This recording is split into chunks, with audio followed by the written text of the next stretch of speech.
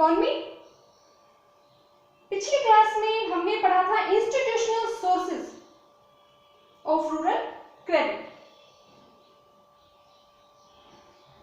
Credit cooperative societies, state bank of India and जो भी other commercial banks हैं, regional rural bank and land development bank and NABARD. इनके अलावा आज self help groups, इनका तेजी से विस्तार होता जा रहा है। सेल्फ हेल्प ग्रुप मीन्स कि रूरल एरिया में जो स्मॉल एंड मार्जिनल फार्मर्स हैं, जो गरीब किसान हैं, जिनके पास गिरवी रखने को सिक्योरिटी नहीं है, जो बैंक से लोन लेने में सक्षम नहीं है, बैंकिंग सिस्टम तक जिनकी पहुंच नहीं है, ऐसे छोटे छोटे किसान अपनी छोटी छोटी बचतों को इकट्ठा करते हैं और जो भी सेल्फ हेल्प ग्रुप के जो मेंबर्स हैं उनको उनकी जरूरत के अनुसार कम इंटरेस्ट रेट पर लोन प्रोवाइड कराया जाता है। तो जो सेल्फ हेल्प ग्रुप्स हैं, इनका जो मेन फोकस है वो है largely on those poor who have no sustainable access to the formal banking system.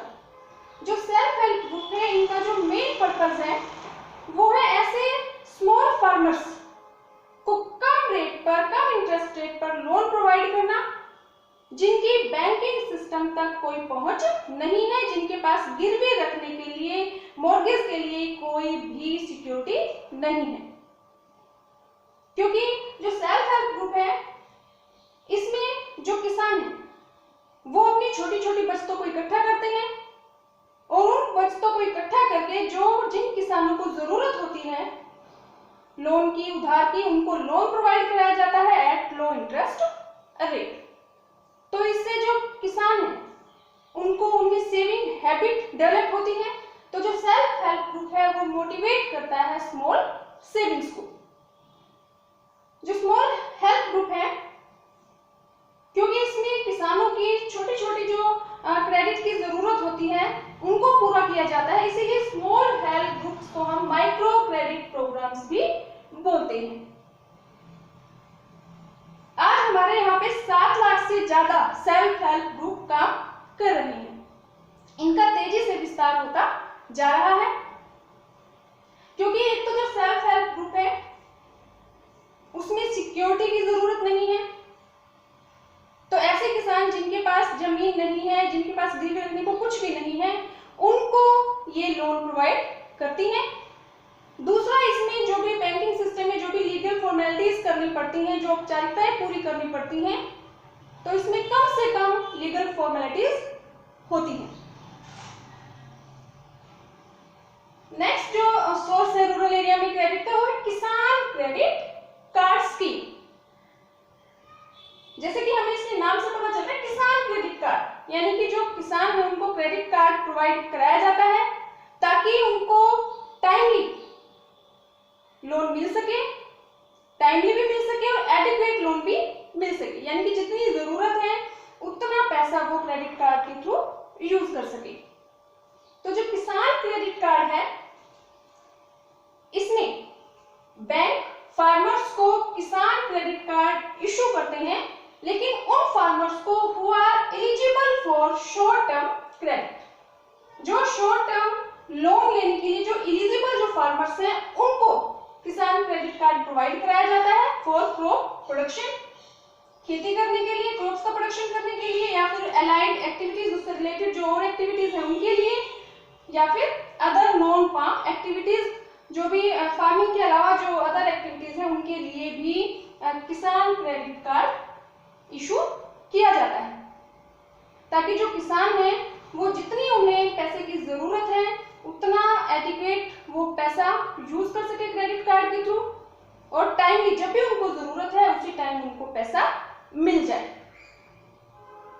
तो इसमें जो किसान हैं, जो फार्मर्स हैं, उनको पासबुक कम क्रेडिट कार्ड इशू किया जाता है, और जो क्रेडिट कार्ड है उस पे नेम लिखा होता है फार्मर का, उसका address, particulars of land holding की, उसके पास कितनी जमीन है, बोरोइंग लिमिट कि वो जो क्रेडिट कार्ड का यूज करता है उसकी लिमिट कितनी है, कितना पैसा वो उसके थ्रू यूज कर सकता है, और वैलिडिटी पीरियड कि जो किसान क्रेडिट कार्ड है उसकी वैलिडिटी पीरियड कितना है, कितने साल तक वो चलेगा। नेक्स्ट हमारा टॉपिक है rural banking a critical evaluation.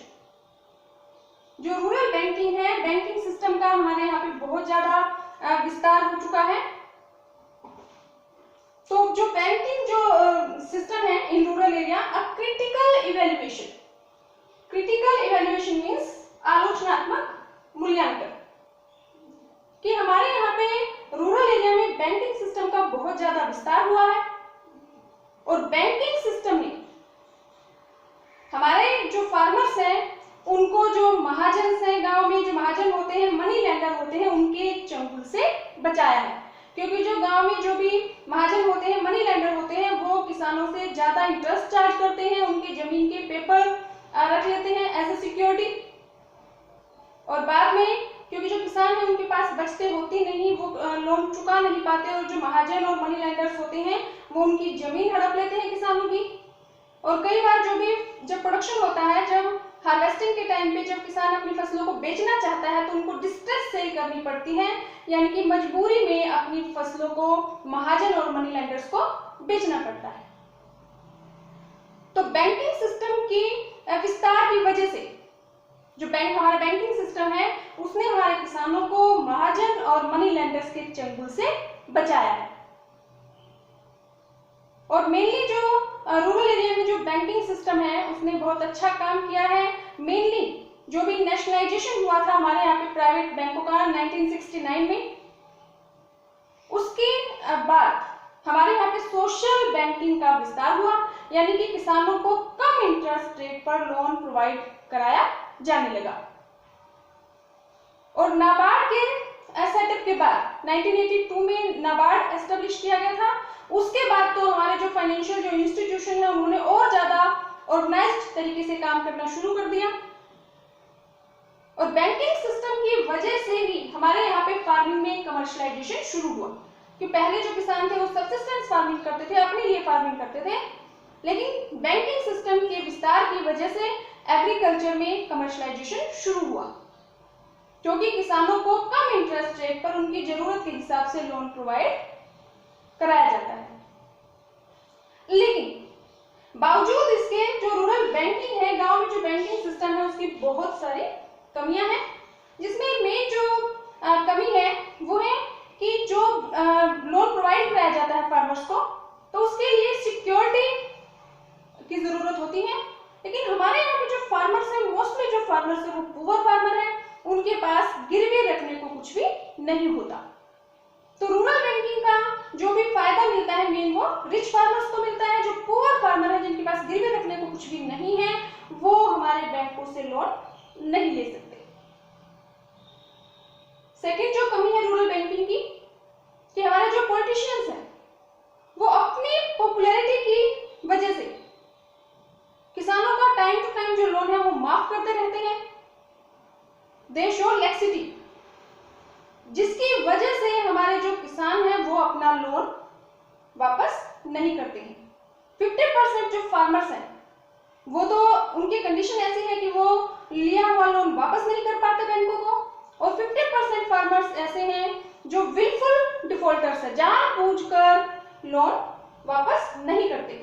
तो ये बहुत बड़ा खतरा है हमारे बैंकिंग सिस्टम के लिए, क्योंकि इससे हमारा जो बैंकिंग सिस्टम है वो सही तरीके से नहीं चल पाएगा।